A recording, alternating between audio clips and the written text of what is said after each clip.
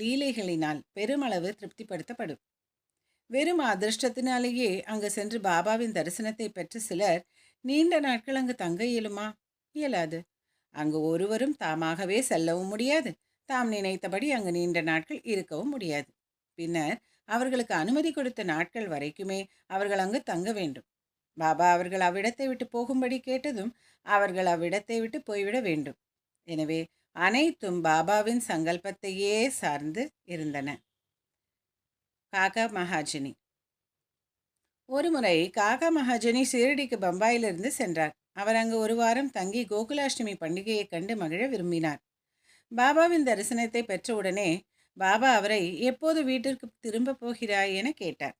அவர் இத்தகைய வினாவினால் ஆச்சரியமே அடைந்தார். எனினும் பதிலளிக்க வேண்டும் என்பதற்காக பாபா தம்மை அங்கனம் செய்ய முழு தொகுப்பிற்கு சேனலை சப்ஸ்கிரைப் செய்யவும். ஓம் சாய்ராம்.